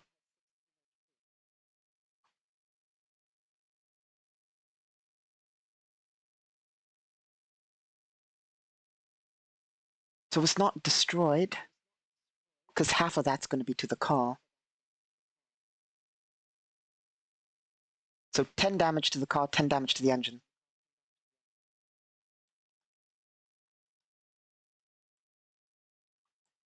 Making a note of that. So the engine's still technically going, and the car's still technically going. As the burst rips into it, unfortunately for Yulena Aldous, that's the end of her turn. The real question is, are they going... Do they want to engage Yulena Aldous? Or are they going to chase the truck? Well, it is the truck's move, I believe. If I've gotten my order right, because it's our turn, we moved. Truck gets to go. I might be doing this wrong, but I'm pretty sure it's the truck's move before they go.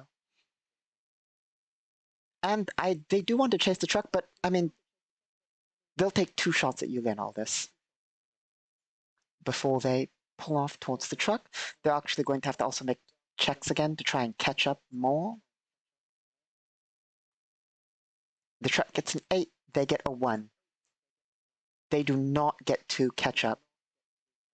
They get to move normal speed. In fact, one of them will slow down. One of them will move normal, because they got a 1. The truck, which has taken rounds to its engine, will slow a bit. At least this round, as that damage seems to slow the truck slightly. They also do get their attacks, though. So that's going to be 2 shots at Yulena Aldous. With a 15 and a 9.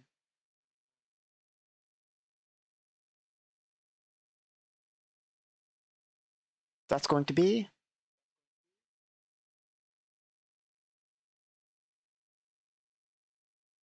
checking.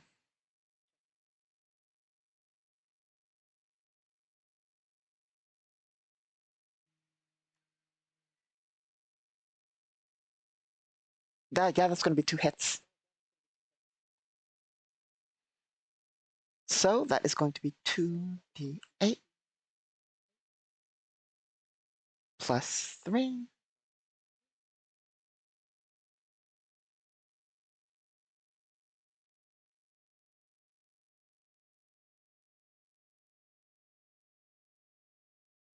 Oh, we also do get to try and save against these. We have to know the damage first, though. 9 and 7. Okay, 9 and 7. Let's see whether we can't save.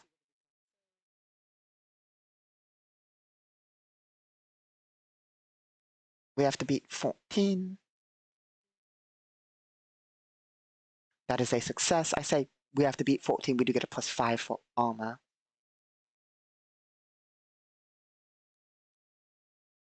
And 7. We have to beat a 13. We do not succeed, so we take damage from that one. I'm going to take 2 damage to the car. Unless we want to try and take it to a pot. But we won't. We'll just take that straight to the car. No, we can try and armor save it. Let's armor save it. We're going to have to roll a... I should have done the other one first.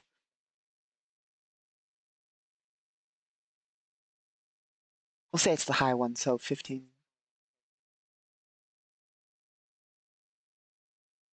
We have to roll higher than a 26. We also have a plus 5, so... Oh, that's not true. 15... Yeah, we'd have to roll higher than a 26. No luck, so yeah, we're taking 2 damage. Okay.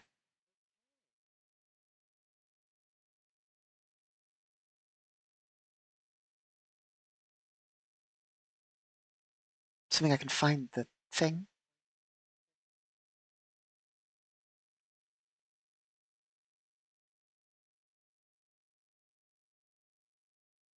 How did I...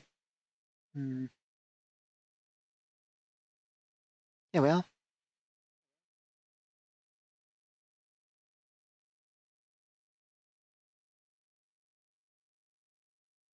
Where's our car? 23.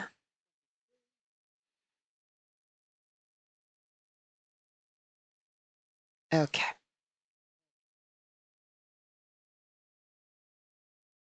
And that brings it to our move. Because we went, they chased us and our truck.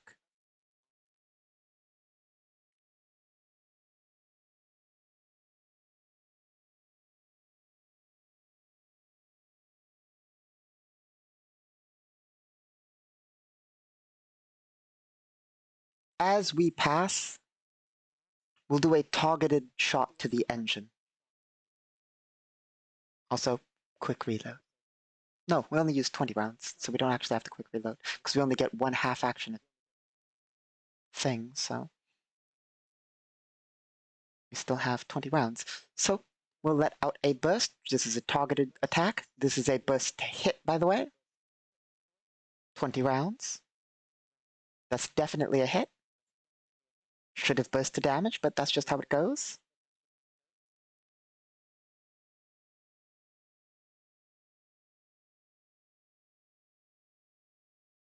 Also, I think we did too much damage for them because they don't have the feat, so it should have been +2, not +3 to that. Well, we should get a +3 to it. Anyway. 15. So 14 damage to the pot because it's a targeted attack.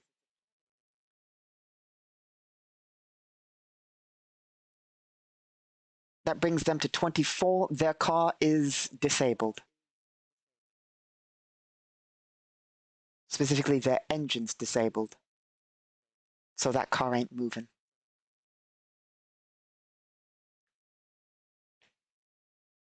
It'll roll for a while, but it's not going to chase, you know? And it is their move. One of their people will let out another attack. because we've zipped by and right back up to them. 4. That is technically a hit because, unfortunately, cause.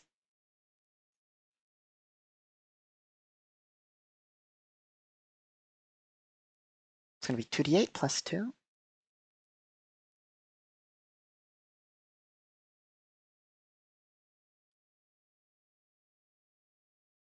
For a total of 9.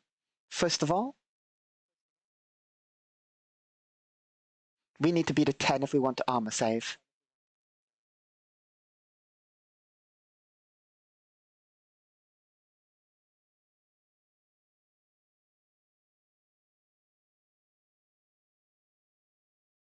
No luck.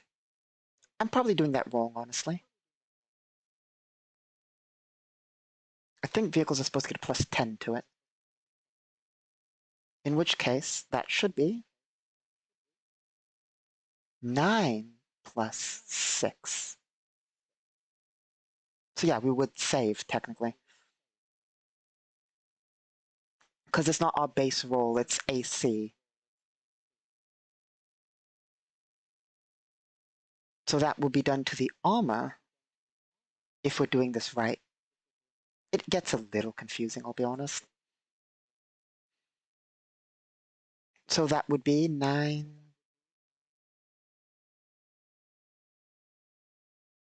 4 damage to the armor.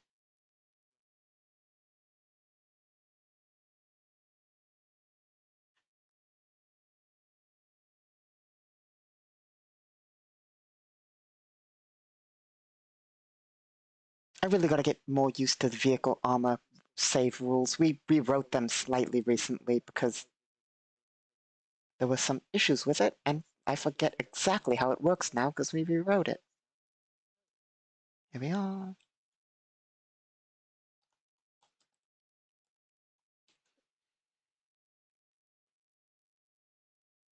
I could always check, but I mean, I should.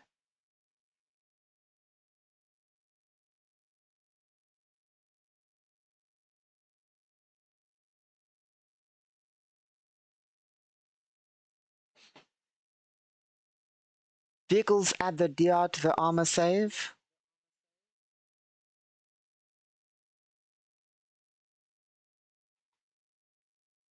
+10 the armor save DC. So yeah,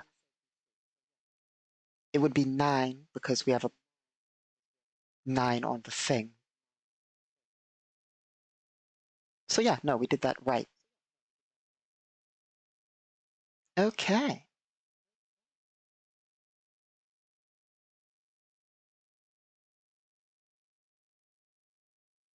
Oh. Okay. So we will, it is our move, right? No, they just shot at us.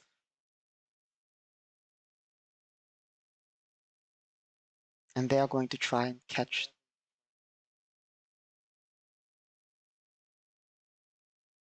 No, our truck should move. I'm sorry, I'm getting turns confused. This is why I should use the initiative tracker.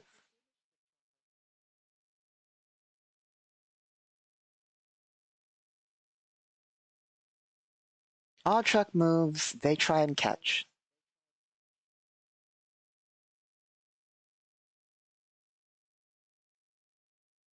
Our truck rolls an 8, they get a 5, our truck loses.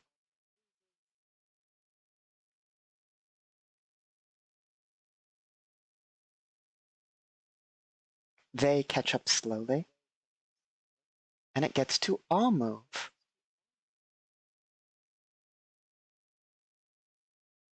We are technically allowed to catch up with them. And we will shoot at their car. We will target their engine. Again. Well, different car, but quick reload. Burst to damage. Targeting engine. 2. Ow, that hurts. Let's check. 12 plus, well, 2 plus 10 plus.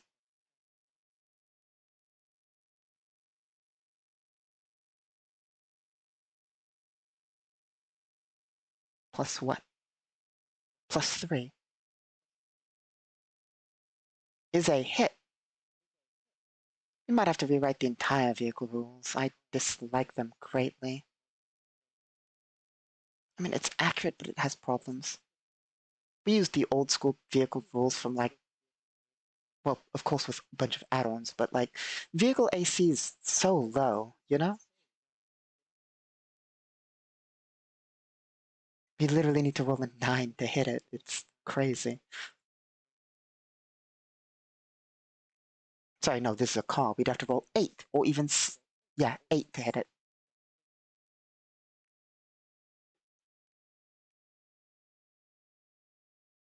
So that is a hit.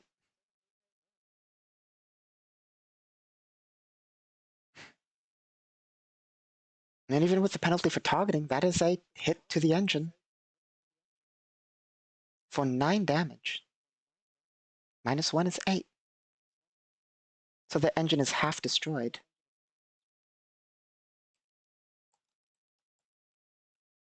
Let me make sure I got that right. 40% is 16. So yeah, 8, the engine is half damaged. And they will try and shoot at us once more. As we speed down the street, firing at their cars, chasing theirs. They chase our trucks, slowly gaining on it. As we've sort of ambushed them. Let's see. They are going to return fire. As one of them leans out the window and crits. Confirms. 2d8 plus 2. 16 damage. We'll try it. Well, we're not going to be able to armor save it, but we'll try. Yep, no luck.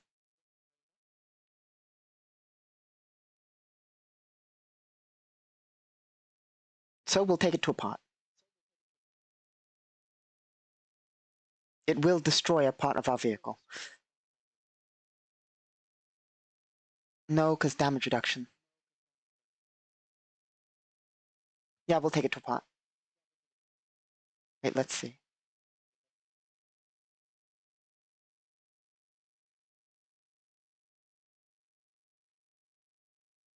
Yeah, yeah. So let's roll on the parts chart.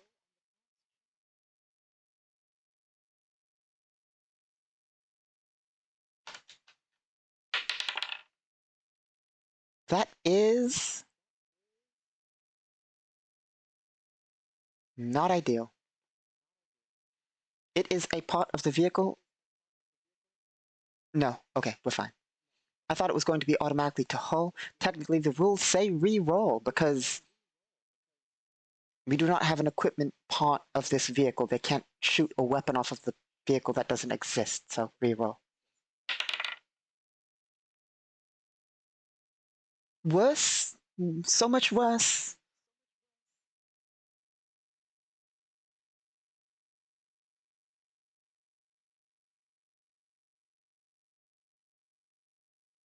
Hmm.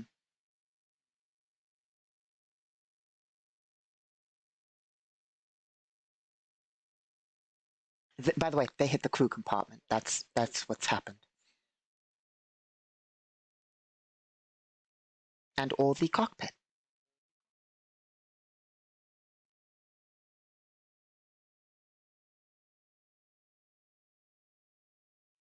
We'll be fine, actually.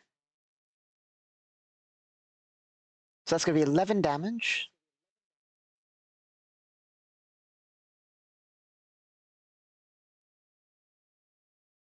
Six to the part and 5 to the vehicle.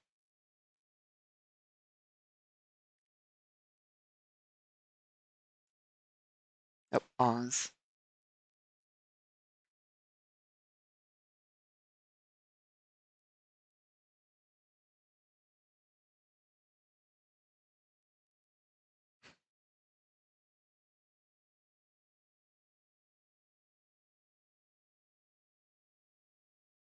Six to the power, five to the vehicle. Vehicle drops to 18.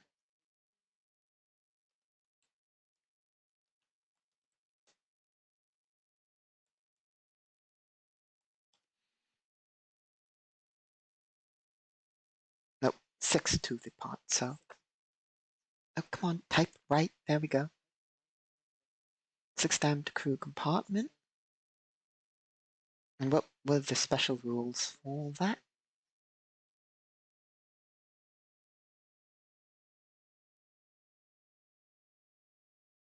Okay, so unless it's destroyed, we are fine.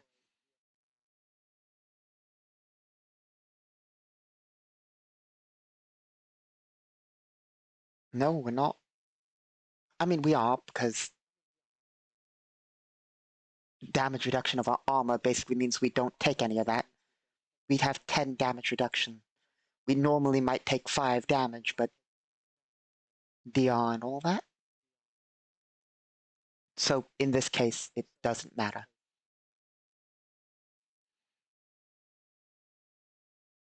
Okay.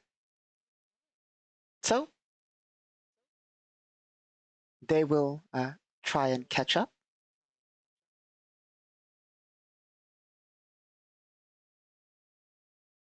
Assuming we're doing this right, I really should have used the fucking tracker.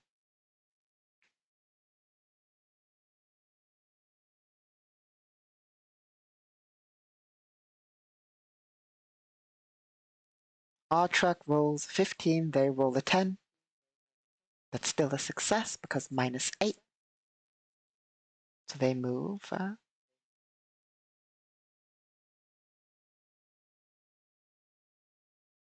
Come on. Nope.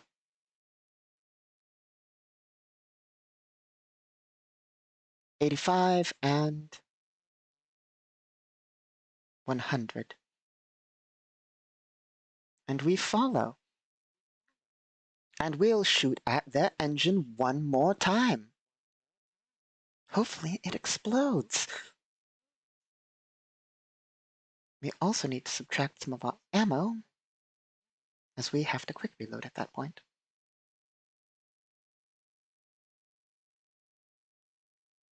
I'm doing a terrible job tracking all this right now.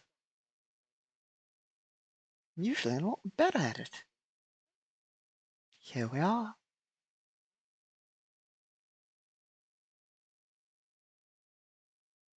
We might have accidentally kept some ammo. I don't know. I've lost track. 3 AP cells. 2 empty.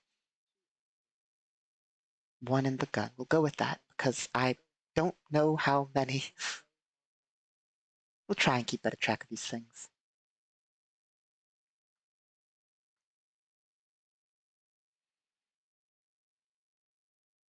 And we'll let out a burst into their vehicle.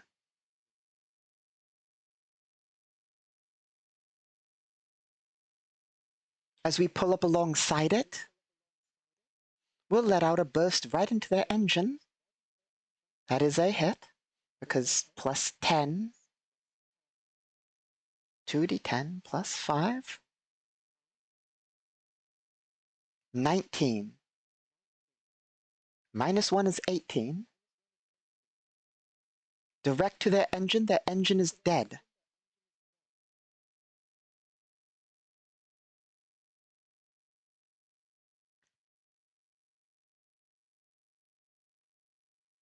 Meaning we will pull back up to our truck, and then it's literally just a matter of driving to our destination. Once we arrive, they'll transfer us the funds.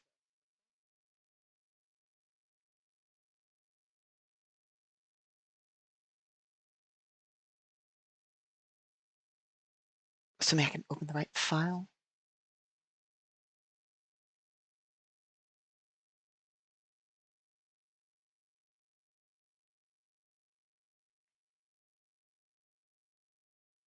We'll say that we used 40 rounds just so I feel better about it.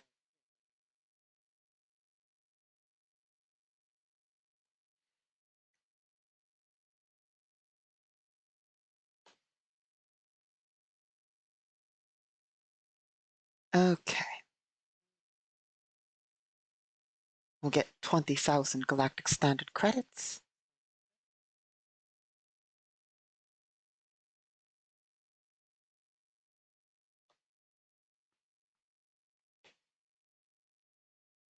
And let us award some XP for I have to go.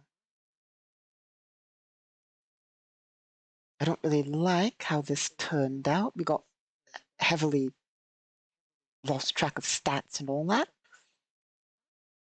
Hopefully next time we'll do better at everything and make it more entertaining and all that. Let's see here.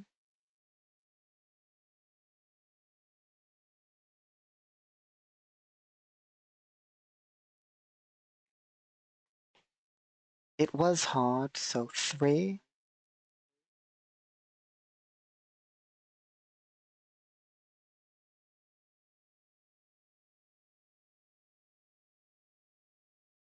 $12.